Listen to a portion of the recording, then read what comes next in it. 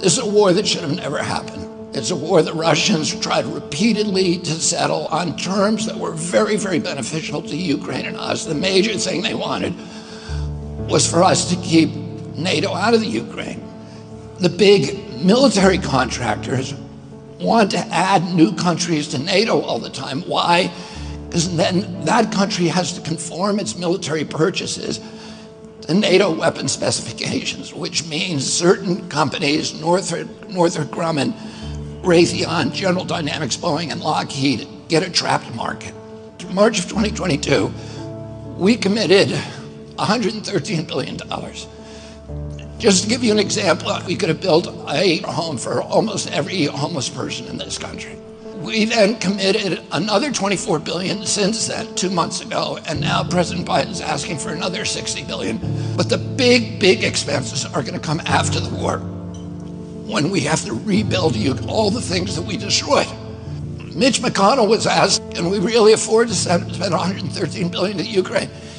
He said, don't worry. It's not really going to Ukraine.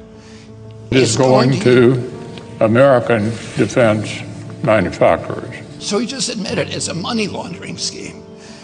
And who do you think owns every one of those companies? BlackRock. So Tim Scott, during the Republican debate, said, don't worry, it's not a gift to Ukraine, it's a loan.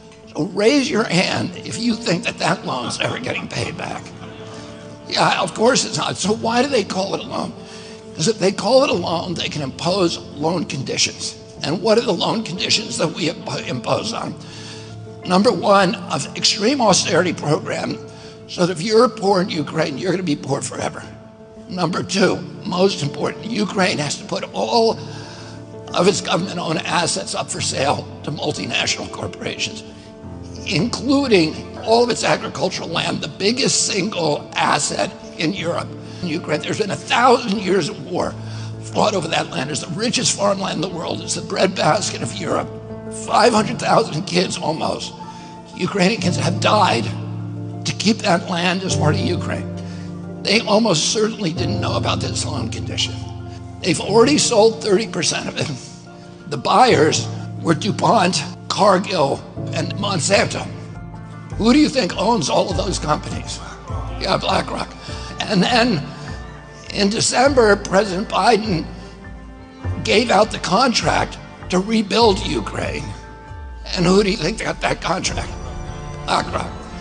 So they're doing this right in front of us. They don't even care that we know anymore, because they know that they can get away with it. And how do they know that? Because they have a strategy. And that strategy is an old strategy, which is they keep us at war with each other. They keep us hating on each other. They keep the Republicans and Democrats fighting each other, black against white, and all these divisions that they sow.